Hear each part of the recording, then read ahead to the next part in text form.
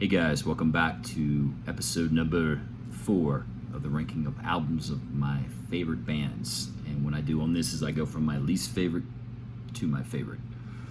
So this is a band that I absolutely love. It's going to be a little harder though now. I noticed a lot of these are going to get a little tougher. This band has 17 studio albums. Own them all but 3, and luckily for me, the 3 that I don't own are the ones that are at the bottom of the barrel, albums I don't care for. I actually wouldn't mind owning them, but I don't have them yet anyway. But I go from my least favorite to my favorite. If you like this, hit like and subscribe. Don't just watch it, like it, and if you don't like it, don't watch it, right? But I go from my least favorite to my favorite. So this is the band that I love very much, Iron Maiden, and they have 17 studio albums. So let's start with number 17, Virtual 11. Not a fan of this album. I remember when it came out. This came out in 98, I believe. The second album to feature Blaze Bayley. Just doesn't do it for me. I'm not saying he's a bad singer. I just don't think he's a good fit with Iron Maiden. I mean, I will give him credit. At least he's not trying to be either Paul Dano or Bruce Dickinson. I just think, to me personally,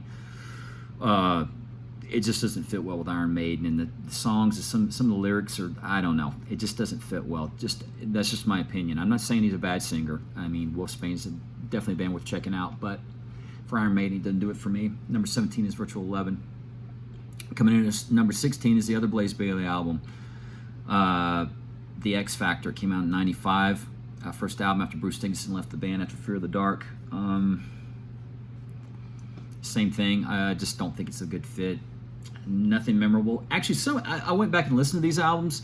Some of the music's actually pretty good, but to me personally, these are just at the bottom of the barrel for Maiden for me, and that is number 16 is The X Factor.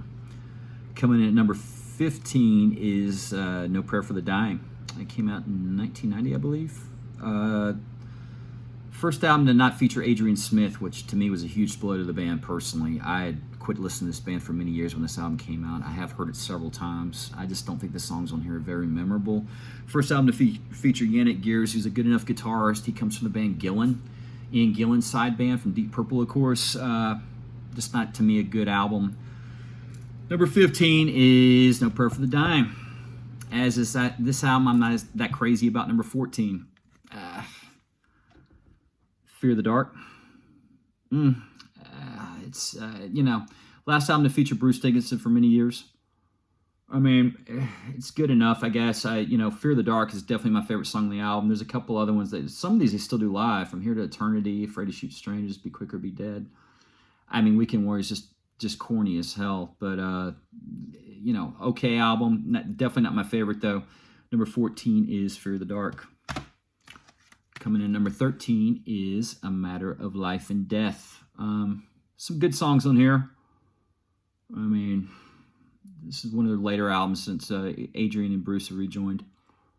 These Colors Don't Run, Brighter Than a Thousand Suns. A lot of these songs are just so drug out. They've become more of almost like a progressive rock band. I don't know if you could call them progressive rock, but some of the songs are definitely a lot longer. Definitely not the old Iron Maiden of old, right? That's number 13, though, is A Matter of Life and Death. Let's see, 17, 16, 15, 14, 13, yep. Number 12 is The Final Frontier. Another solid album. Some good songs on here. I mean, El Dorado, Starblind, Talisman. I mean, it's okay. Good enough album. It's okay. The Final Frontier. So 17, 16, 15, 14, 13, 12. Yeah, number 11. Their latest release is Senjutsu. I think I'm pronouncing that right. I'm not sure. But, I wanted to listen to. I love the album cover, by the way. I love the back, too. I mean, just a great album cover. I wouldn't say it's a great album. It's an okay album. My first impression is about what I expected, unfortunately.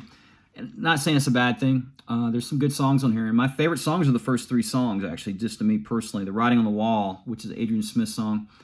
Definitely my favorite song on the album. The first 2 are pretty good, too. The title track. And, nothing on here is bad.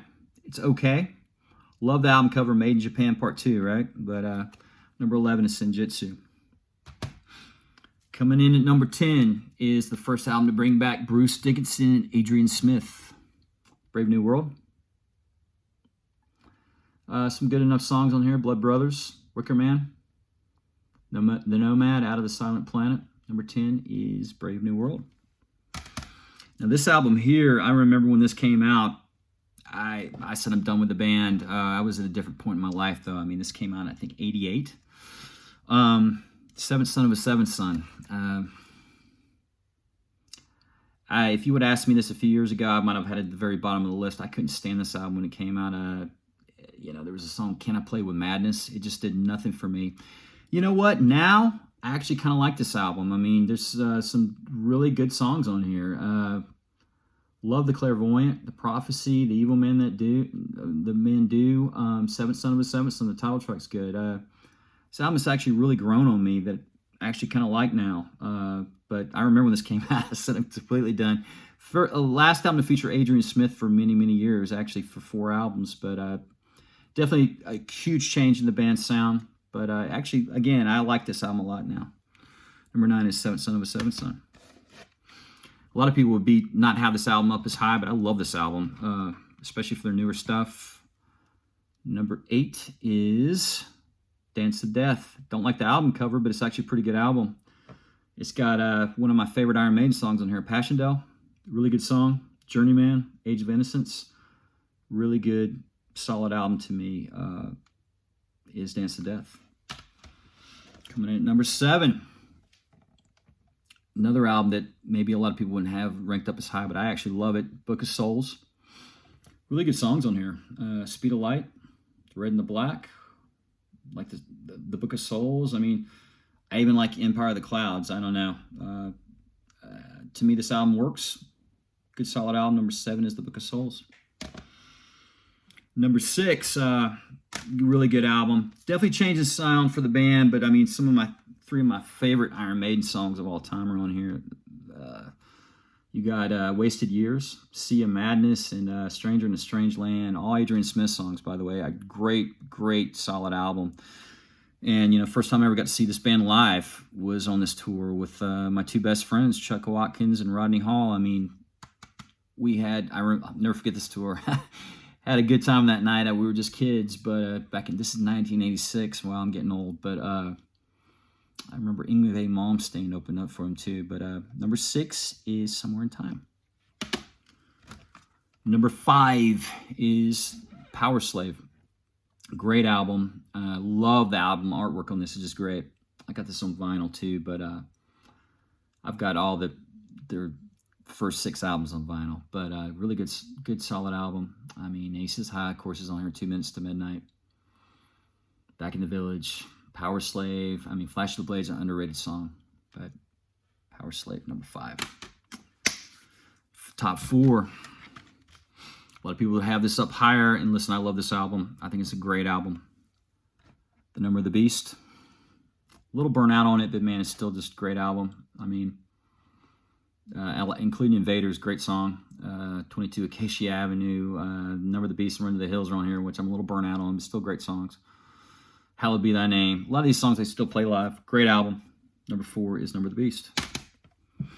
Number 3, and I know a lot of people are going to be like, what? But I have my own personal opinion why I have my top 2 as my top 2, but my favorite Bruce Dickinson album, Peace of Mind. Great album. I mean, wow. I love this album. I remember when it came out. Where Eagles Dare's on here. Revelations. Flight of Icarus. One of my favorite songs from the band. Still Life. To Tame a Land. Just a classic. Peace of Mind. Coming in at number 2 is the self-titled album. I know a lot of people shit on the production, but it kind of makes it magic anyway. I mean, this is just a great raw band. There's something about with the Paul Dano era with Iron Maiden, to me personally, it's kind of got that punk rock metal feel, and I know Steve Harris hates punk rock, but there's something about these first 2 albums, man. They're just classics. Do I think Bruce Dickinson's a better singer? Absolutely, but he just fits really well with these 2 albums, Paul Dano. I mean, there's not a bad song on this album. Prowler, Remember Tomorrow, Phantom of the Opera, Transylvania, that instrumental Strange World, just a great album. Number 2 is Iron Maiden. Coming in at number 1 is one of my all-time favorite albums ever, and that is Killers. Get the glare on there, sorry about that. Love the album cover too. I remember when this came out, I was like, I gotta have it. You know, just an absolute classic. I mean, you know, Wrathchild, Murders in the Rue Morgue, Another Life, Genghis Khan, you know, Twilight Zone, Prodigal Son, Purgatory. I mean, front to back, just great album. I mean, if I go to listen to Maiden now, it's usually this one or the self-titled, which, by the way, that's the only album to finish feature Dennis Stratton on guitar, and hell of a guitar player. He's in a band called Praying Mantis, which I would definitely highly recommend checking out too. But I guess because of musical differences, he only played on that one album, but a good guitar player. But he did well with that album. But I go from one to 17 now. Number 1 is Killers. Number 2, Iron Maiden. Number 3, Peace of Mind. Number 4, The Number of the Beast. Number 5, Power Slave. Number 6, Somewhere in Time. Number 7, The Book of Souls. Number 8, Dance to Death. Number 9, Seventh Son of a Seventh Son. Number 10, Brave New World. Number 11, their new release, Senjutsu. Number 12 is The Final Frontier. Number 13 is a Matter of Life and Death, correct? Yes. Number 14, Fear of the Dark. Number 15 is No Prayer for the Dying. Number 16, The X Factor. And number 17 is Virtual 11. Real quick, if I would recommend any DVD or concert, they've got 13 live albums, and you know I don't have them all, but I got a ton of bootlegs. So I might do a DVD on just my Iron Maiden bootlegs. It would take an hour to do that, but I'm kidding, it wouldn't be that long, but it'd take a while. But I highly recommend this, Live After Death. Just classic, man. I think it was at Long Beach Arena they recorded this. I remember when this came out, listened to it over and over again. Really good. And man, this here right here, the early days with Iron Maiden, I think it's, part 1. Again, a lot of detail, them playing a lot of clubs back in the day. I mean, to me, very fascinating. I really enjoyed it. Really, really liked it. I mean, they got so many DVDs that just go on and on and on. I mean, and you can go back from part 1 to part 2, and there's actually a part 3 of the history of Iron Maiden. For some reason, they stopped doing it around the time Adrian was about to leave, but those are fascinating to me, interesting to watch anyway. But again, if you like this, hit the like button and subscribe. I'm getting used to this still, so you know, again, this is just all my opinion. You know, everybody has their own opinion of music they love, and this is just my opinion. I know that, you know, and I love Bruce Dickinson again. I mean, I think he's a better singer than Paul, but I love those 2 first Maiden albums. But gonna probably tackle something like Priest later, maybe next time Judas Priest, or you know, I'm just gonna you know, think about that a little bit and go from there. But thanks for watching, guys. See ya later.